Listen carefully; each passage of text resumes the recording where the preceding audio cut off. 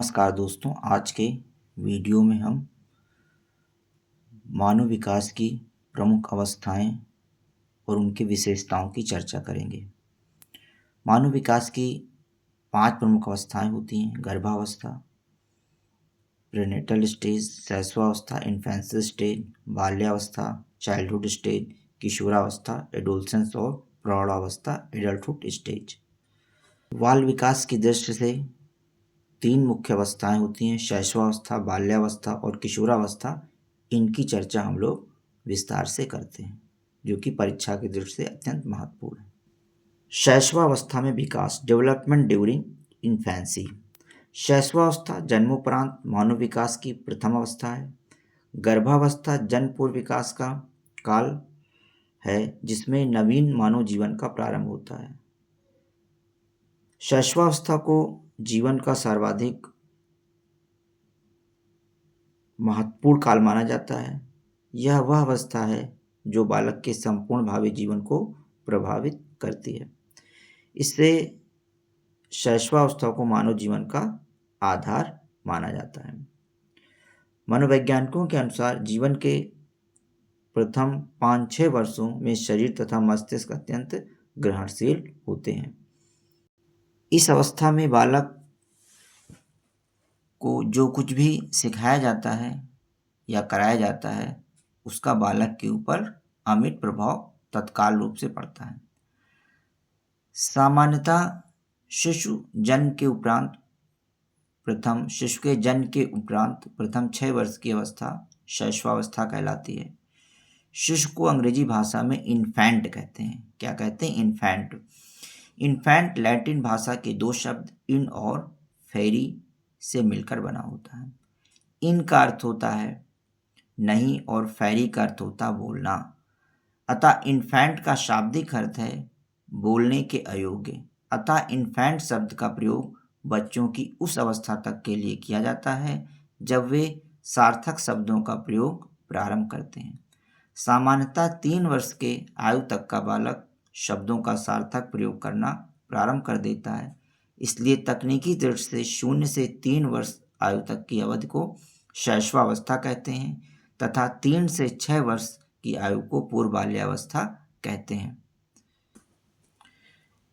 परंतु जब मानव विकास को शैशवावस्था, बाल्यावस्था, किशोरावस्था और प्रौढ़ावस्था नामक 4 भागों में बांटा जाता है, तब 0 से 6 वर्ष की अवस्था को शैशवावस्था के नाम से संबोधित करने का प्रचलन अधिक रहा है।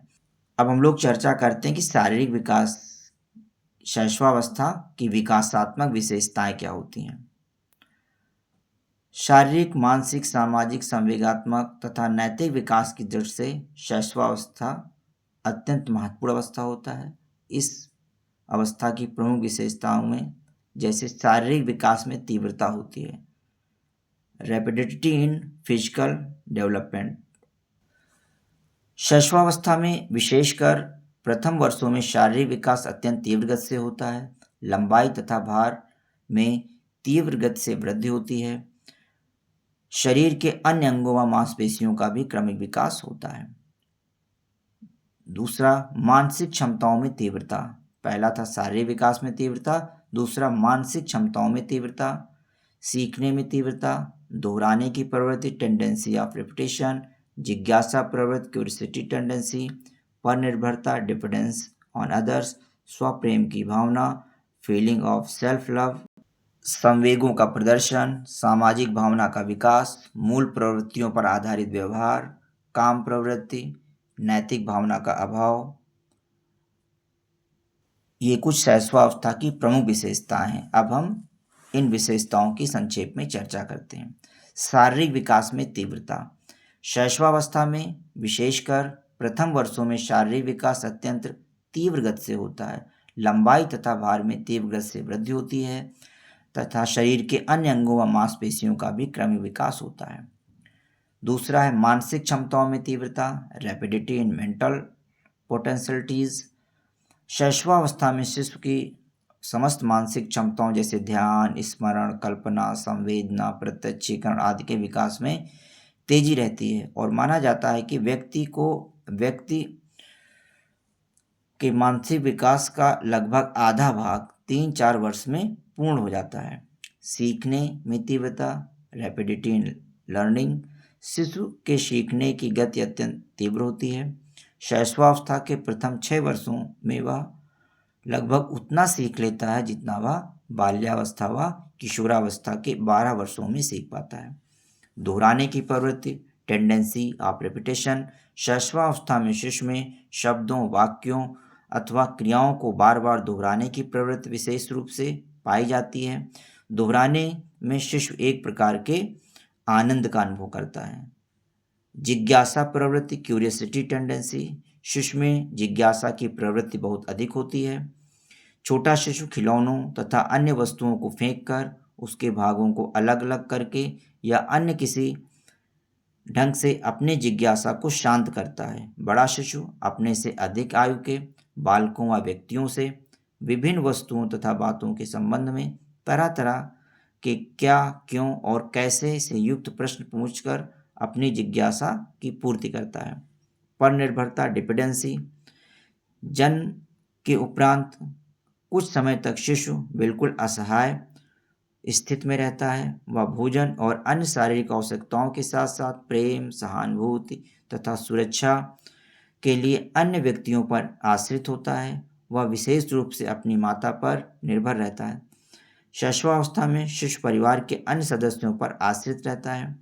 स्वप्रेम की भावना, फीलिंग्स ऑफ सेल्फ लव, शैशवावस्था में शिशु के अंदर स्वप्रेम की भावना होती है जिसे नार्सिसिज्म कहते हैं। ये महत्वपूर्ण बिंदु है, परीक्षा की दृष्टि से पूछा जाता है नार्सिसिज्म क्या होता है, इसका संबंध किस अवस्था से है। तो शैशवावस्था में शिशु के अंदर स्वप्रेम की भावना होती है जिसे नार्सिसिज्म कहते हैं, अत्यधिक होती है। वह सभी का अत्यधिक स्नेह पाना चाहता है। वह चाहता है कि केवल उसे माता पिता, भाई बहन आदि का प्यार मिले, स्नेह मिले। माता पिता या अन्य परिजनों के द्वारा अपने से अतिरिक्त अन्य व्यक्तियों से स्नेह किए जाने पर शिशु उनसे ईर्ष्या करने लगता है। इसके साथ साथ उसमें एक प्रकार के अधिकार की तीव्रता बनी रहती है। वह प्रत्येक वस्तु पर केवल अपना अधिकार चाहता है। वह अपने खिलौने व वस्तुएं अन्य को नहीं देना चाहता है तथा सब कुछ अपने पास रखना चाहता है। स्वप्रेम की भावना को नार्सिसिज्म के नाम से फ्रायड ने एक यूनानी पौराणिक कथा के आधार पर संबोधित किया था। उस कथा में नार्सिसिस्ट नामक व्यक्ति को अपने ही शरीर से अत्यधिक प्रेम करता हुआ बताया गया था। अगला है संवेगों का प्रदर्शन, इमोशनल एक्सप्रेशंस। जन्म के समय शिशु में उत्तेजना के अतिरिक्त अन्य कोई संवेग नहीं होता है, परंतु 2 वर्षों की आयु होने तक उसमें भय, क्रोध, प्रेम और पीड़ा नामक 4 मुख्य संवेग विकसित हो जाते हैं। कौन कौन से? 2 वर्ष की आयु तक भय, क्रोध, प्रेम और पीड़ा, ये 4 संवेग विकसित हो जाते हैं।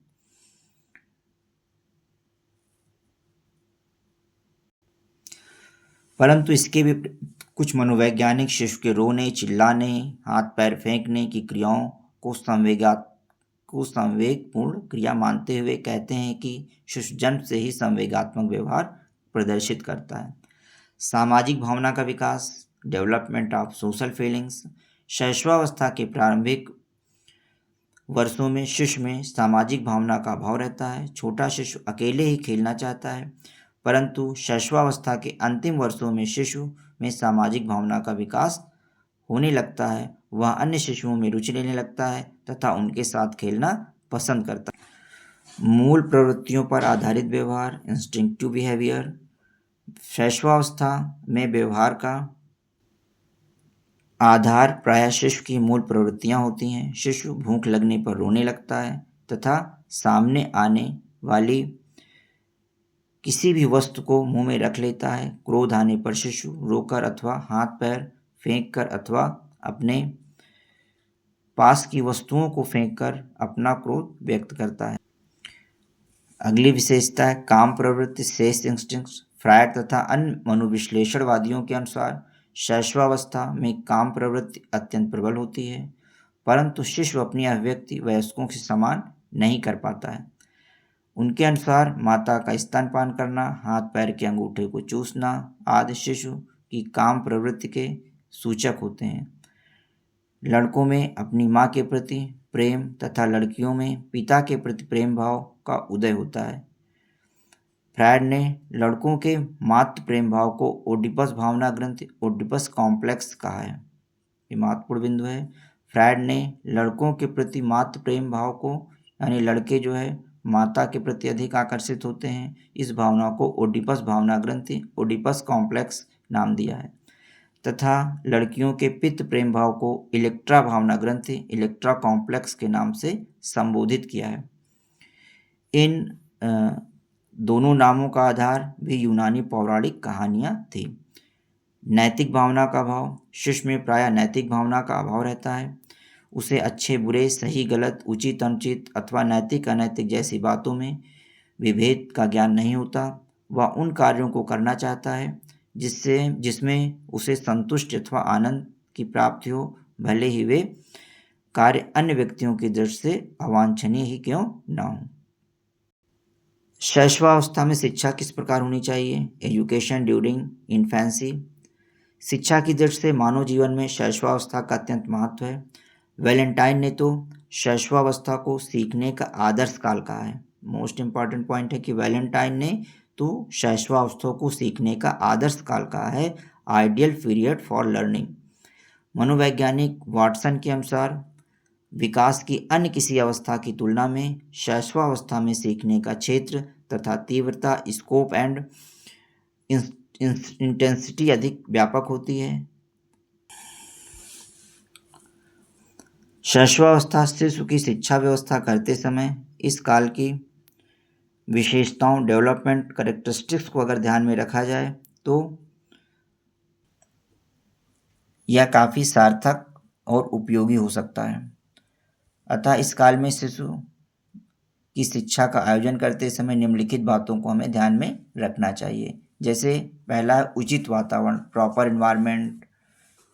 शिशु के उचित विकास के लिए शांत, स्वस्थ तथा सुरक्षित वातावरण आवश्यक है। अतः घर तथा पूर्व प्राथमिक विद्यालय में शिशुओं को शांत, स्वास्थ्यवर्धक तथा सुरक्षित वातावरण उपलब्ध कराने का प्रयास किया जाना चाहिए।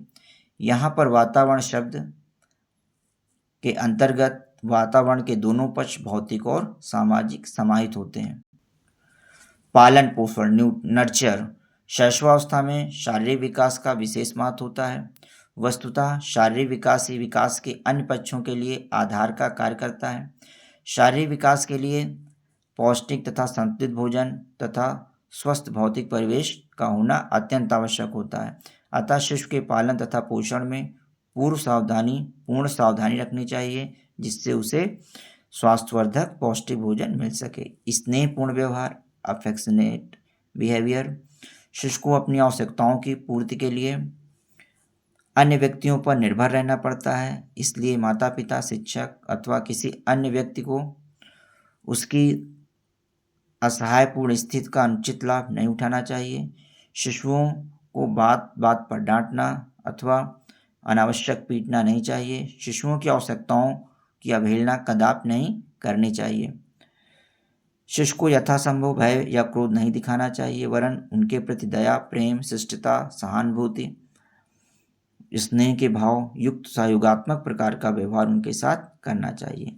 जिज्ञासा की संतुष्टि, सेटिस्फैक्शन ऑफ क्यूरियोसिटी। शिशु अपने परिवेश में उपस्थित वस्तुओं अथवा व्यक्तियों के बारे में तरह तरह के प्रश्नों के द्वारा अपनी विभिन्न जिज्ञासाओं को शांत करना चाहते हैं। अतः माता पिता, परिवार के अन्य सदस्य, शिक्षकों तथा अन्य व्यक्तियों को उनके प्रश्नों के संतोषजनक उत्तर देकर उनकी जिज्ञासा को शांत करने का प्रयास करना चाहिए। शिशु के द्वारा बार बार पूछे जाने पर उन्हें खींचना नहीं चाहिए। सामाजिक भावना का विकास, डेवलपमेंट ऑफ सोशिएबिलिटी। शैशवावस्था के अंतिम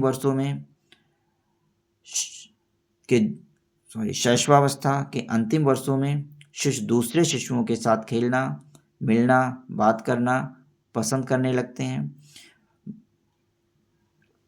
सामाजिकता की भावना के विकास के लिए यह जरूरी है कि अभिभावक, परिवार के अन्य सदस्य तथा शिक्षक उसे अन्य बालकों के साथ मिलने जुलने, वार्ता करने, सहयोग करने, प्रतिक्रिया करने तथा खेलने की उचित अवसर प्रदान।